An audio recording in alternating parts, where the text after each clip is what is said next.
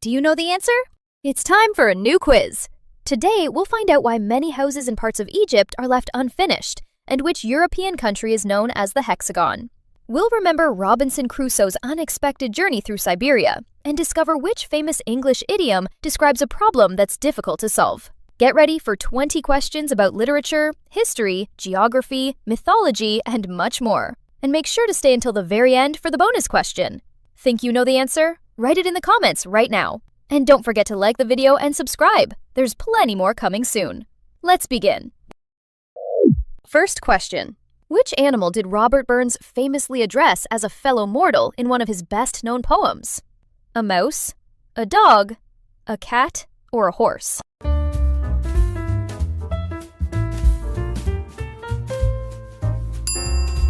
The correct answer is a mouse.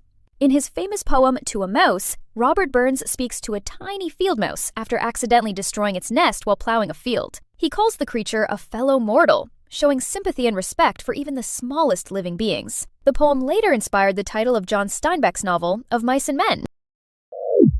Second question. Why are many houses in certain parts of Egypt built without finished roofs? Due to extreme solar heat, to avoid property taxes on unfinished buildings, to protect against strong desert winds, or because of an ancient religious tradition?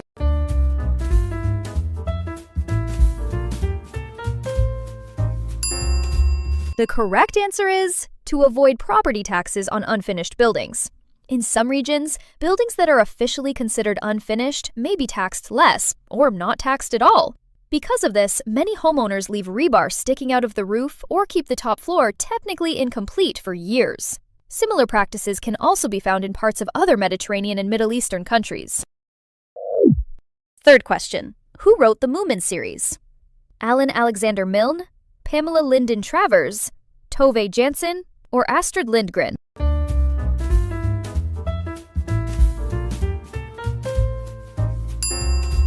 The correct answer is Tove Jansson. Tove Jansson was a Finnish author, illustrator, and artist who created the beloved Moomin characters during the 1940s. The stories became famous around the world and were translated into dozens of languages. Interestingly, Jansson originally drew the first Moomin as a strange little creature during a family argument, long before the books became an international phenomenon. Fourth question. Who painted The Hay Wain? John Constable, Joseph Milord William Turner, Thomas Gainsborough, or William Blake?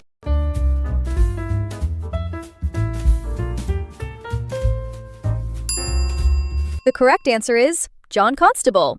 The Hay Wain became one of the most famous paintings in the history of English landscape art. Constable was inspired by the countryside where he grew up, and many of his paintings show real places from rural England. Interestingly, the artwork was far more admired in France at first than in Britain, where it later became a national treasure. Fifth question. What is the name of this famous London bridge? Westminster Bridge, Golden Gate Bridge, Tower Bridge, or Brooklyn Bridge?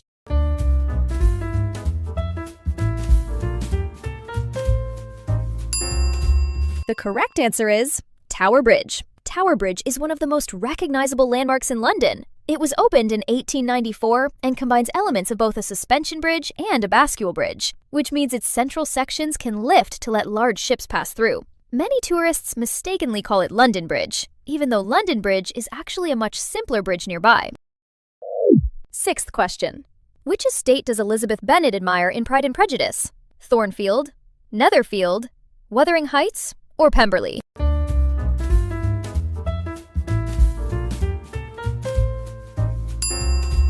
The correct answer is Pemberley. Pemberley is the grand estate owned by Mr. Darcy in Jane Austen's famous novel. When Elizabeth first sees it, she is deeply impressed not only by its beauty, but also by how naturally it blends into the surrounding landscape.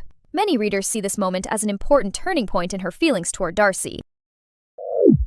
Seventh question. Who is the author of The Snow Queen? Charles Perrault, the Brothers Grimm, Hans Christian Andersen, or Lewis Carroll?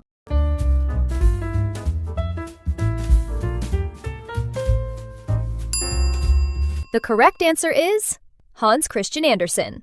Hans Christian Andersen published The Snow Queen in 1844 as part of a collection of fairy tales.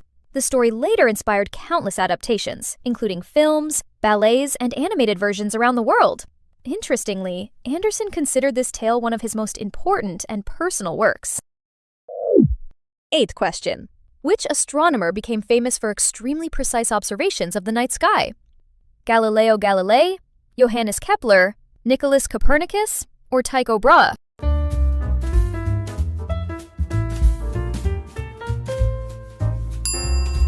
The correct answer is Tycho Brahe.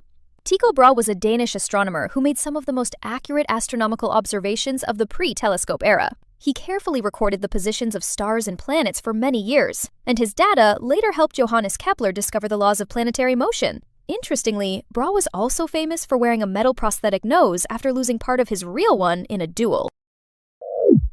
9th question. Which region does Robinson Crusoe cross on his way back to Europe in Daniel Defoe's sequel? The North Pole, Siberia, Alaska, or Greenland?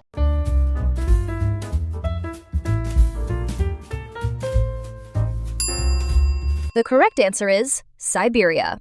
In the further adventures of Robinson Crusoe, the famous traveler journeys across China and then travels through the vast lands of Siberia on his way back to Europe. Many readers are surprised to learn that Robinson Crusoe's adventures continued far beyond the desert island from the original novel. 10th question.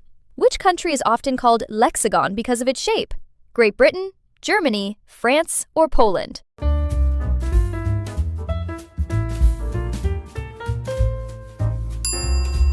The correct answer is France. France is often nicknamed Le Hexagon because the outline of mainland France roughly resembles a six-sided shape. The term is widely used by journalists, teachers, and even politicians inside France. Interestingly, many French people simply say the Hexagon when referring to the country itself. 11th question. Which hero of Greek mythology defeated the bandit Procrustes? Theseus, Hercules, Daedalus, or Perseus?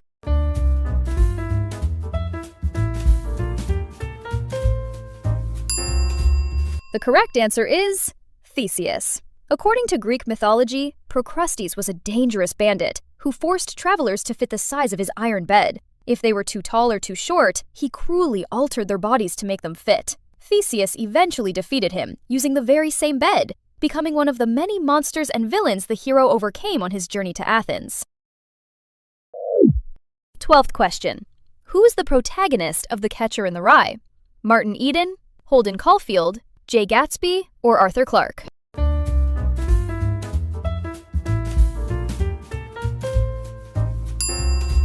The correct answer is Holden Caulfield.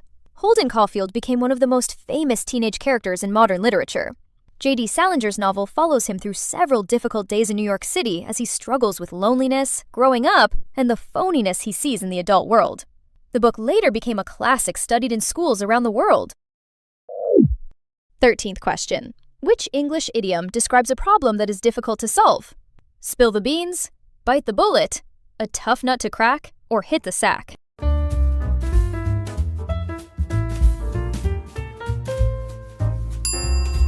The correct answer is a tough nut to crack. This popular English expression is used for a person, mystery, or problem that is especially difficult to understand or solve. The phrase compares the challenge to trying to crack a very hard nut. Interestingly, many English idioms involving food or objects have survived for centuries and are still commonly used in everyday speech today. 14th question. Who wrote La Comédie Humaine? Victor Hugo, Émile Zola, Gustave Flaubert, or Honoré de Balzac?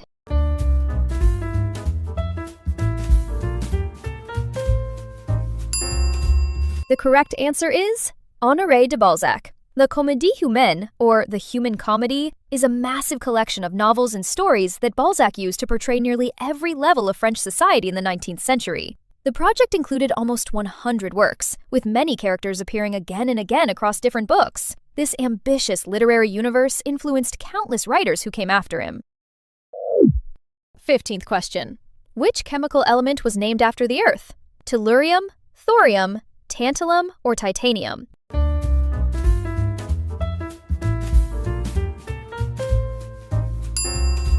The correct answer is tellurium. The name tellurium comes from the Latin word tellus, meaning earth.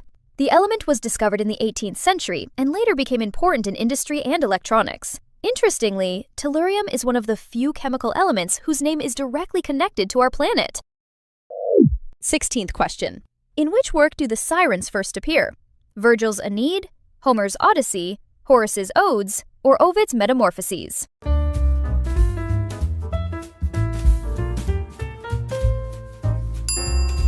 The correct answer is Homer's Odyssey. In the ancient epic, the sirens are mysterious creatures whose beautiful singing lures sailors toward deadly rocks. Odysseus famously orders his crew to block their ears with wax, while he himself is tied to the mast so he can hear the song safely. The story later became one of the most famous myths of temptation in world literature.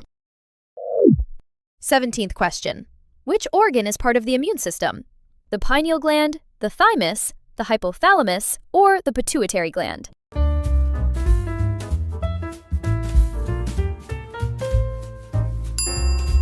The correct answer is the thymus.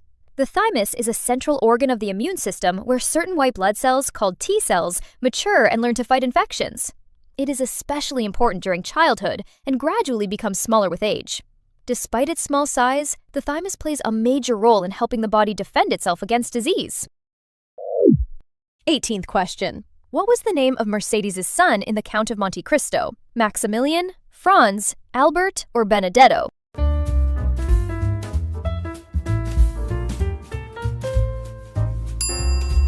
The correct answer is Albert. Albert de Morcerf is the son of Mercedes and Fernand in Alexander Dumas' famous novel. Unlike many characters in the story, Albert is portrayed as kind, honorable, and genuinely loyal to his friends. Interestingly, he becomes one of the few people whom Edmond Dantes truly respects, despite the complicated past between their families. 19th question. On which island is Tokyo located? Kyushu, Shikoku, Hokkaido, or Honshu?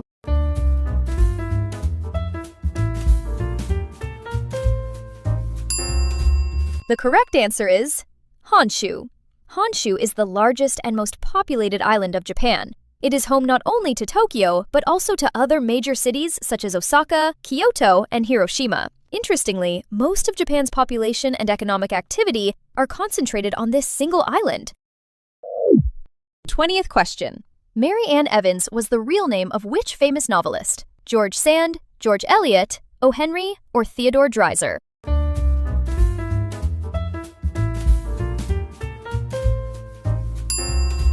The correct answer is George Eliot. Mary Ann Evans used the pen name George Eliot because female writers in the Victorian era were often not taken seriously. Under this name, she wrote major classics such as Middlemarch and Silas Marner. Today, George Eliot is considered one of the greatest English novelists of the 19th century. And now, the bonus question. How many labors was the hero Hercules, also known as Hercules, famously required to perform? 7, 11, 12, or 13?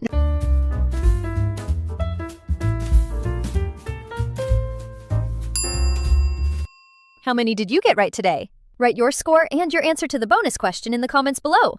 Don't forget to hit that like button and subscribe so you don't miss the next quiz. Stay curious and have a great day. See you in the next quiz!